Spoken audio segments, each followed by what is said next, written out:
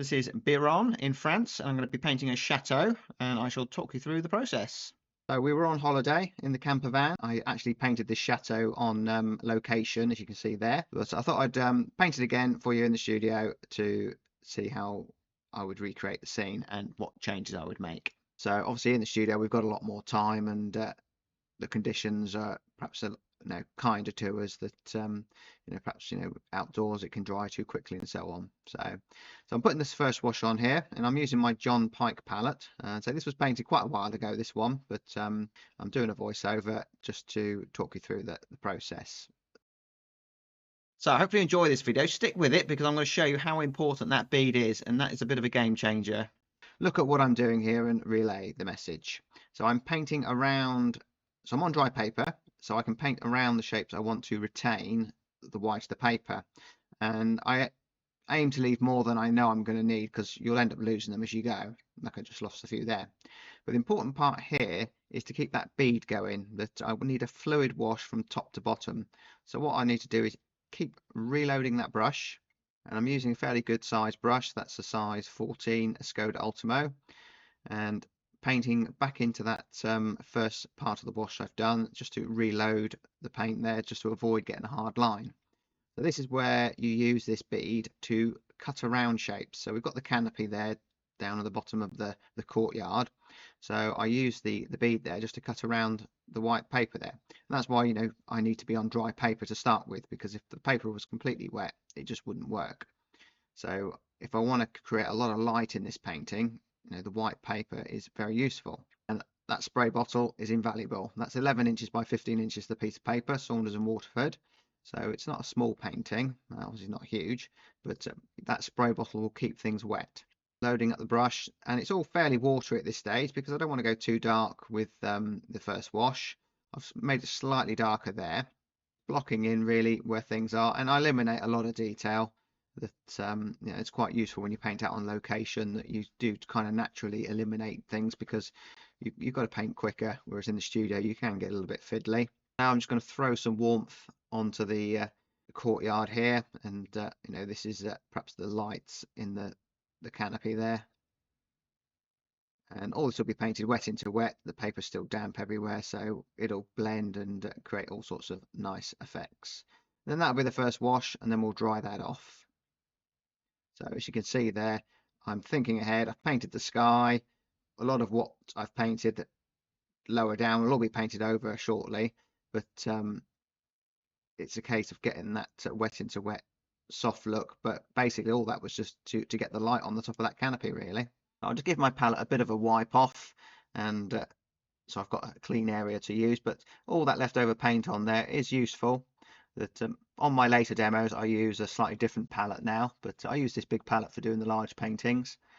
But I don't mind all these colours mixing into each other to create these lovely warm greys and cool greys, what you need.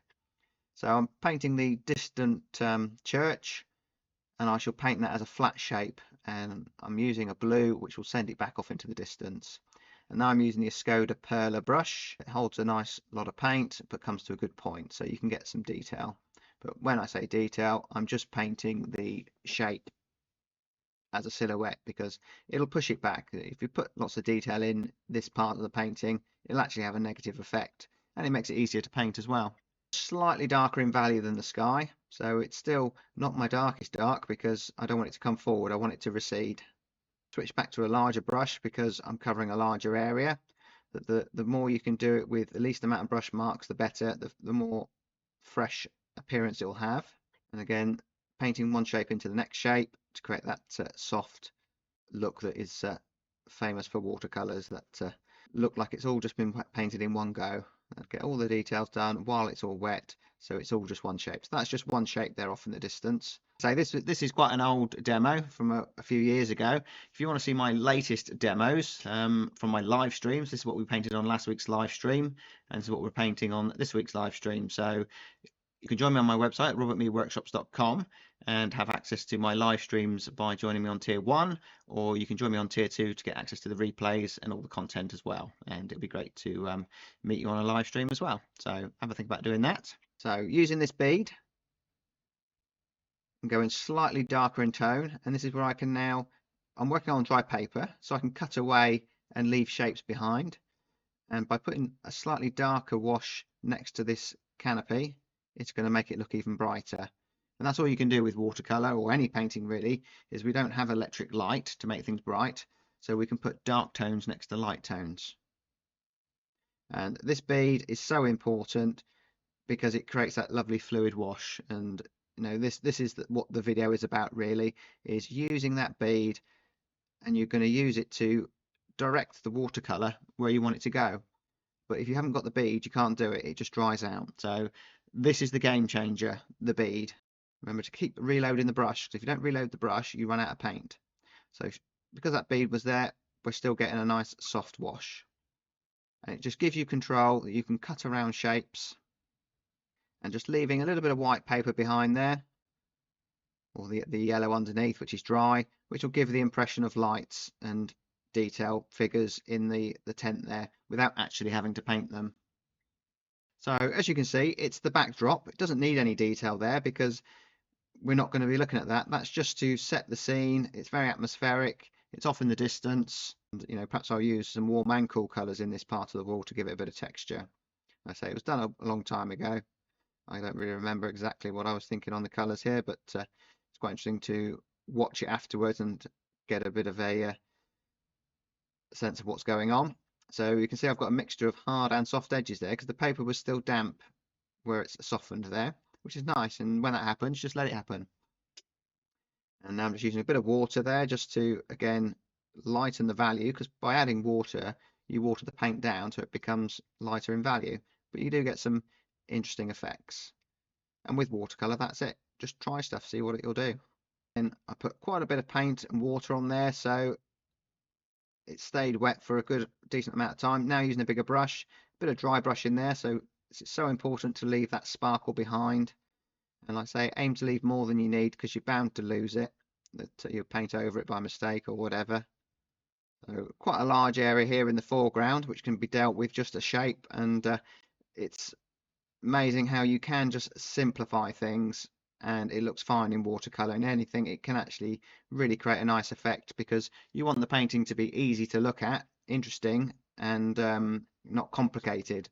And that's often the case, that we just overcomplicate things, so we put more detail in than actually that is needed. You can see the effect there of the cool blues off in the distance and then the warmer purples in the foreground, how it tends to come forward, and that yellow and the purple is working nicely together there, complementary colours.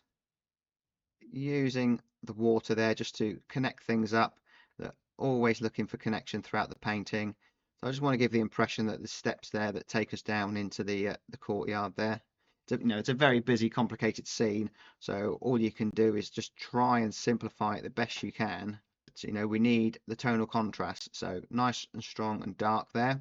So we're creating a bit of a H composition there, that we've got the two uprights beside and then the detail down in the middle there. So painting on dry paper at the top into the wet paper below, that will give us a nice effect there. So adding a car there for a little bit of detail, and start to add a bit of life in there, a few figures and a car just parked out the way, but connect the car up to the side of that shape there. So spraying it there just to make things happen. That if I didn't necessarily like that foreground, that I perhaps overworked it slightly, spray some water on it, might dilute it and you might get away with it. Just try it. So we're on dry paper there, so I can start putting in a few details. So we've got the lantern there, which looks really nice, often seen in France, these very decorative lanterns. And it could be just something as simple as that, just add that little bit of detail in, and it just gives the painting just that little bit of detail and interest that just saves the day. And certainly on my later videos, I think I'm better at getting the message across of what's actually going on, because I know better what's going on now. That, let's say, this was quite a few years ago, and I'll be honest with you, I was winging it a lot of the time. That with these paintings, that sometimes they worked, sometimes they didn't. But I'll plan more now, and I've got ways to show you what I'm doing in the planning. So join me on the website if you want to watch these latest videos and have a look at the catalogue I've got. That it's a great learning tool to be able to revisit these paintings, and also get all the photo references and the traceables if you need them. and obviously the live chat forum if you want to talk to me and ask questions. And if you join tier 2 on my website, you do get access to our monthly workshop as well, and obviously the replay as well, where I go really into depth and keep it at a nice gentle pace. And it's a great way to support the channel as well. So talking of supporting the channel, please do hit that like and subscribe if you enjoy my videos. That I've started to do a few of these slightly different videos where I'm reviewing some of my older demos. Obviously, I'll be sharing some later videos with you as well. That obviously all my videos are on the website, but I appreciate not everyone has the ability to join and pay for a membership, so I will make sure there's plenty of good content on YouTube for everyone as well. So those of you who have joined me on the website, I do really appreciate your support, and those who supported me on Patreon for these last few years. It's what keeps these videos coming. So there we go with the figures. Just keep them simple. We just need a suggestion. So there was actually a concert playing, a pianist playing a concert here, so that's why they were all gathering here, coming up these steps in a fancy dress. And with figures, you really don't need to put a lot of detail. You need to suggest someone's got a head, they've got a body, suggestion of legs. Don't make them the toilet door sign. Make them look believable. Put them slightly off balance, which creates that suggestion of movement. But again, like most things in loose watercolor, just don't overthink it. Just paint it simply as you can. And with the figures there and little bits of detail, it's a chance to put some color in to the scene. And the shadows there, again, add that sense of movement, anchors the figures to the ground, and we're putting contrast, light against dark. And a lot of watercolor is confidence, and I would say probably back doing this, I probably wasn't that confident, so I've probably overworked a few bits maybe, or just kept going when I didn't necessarily need to.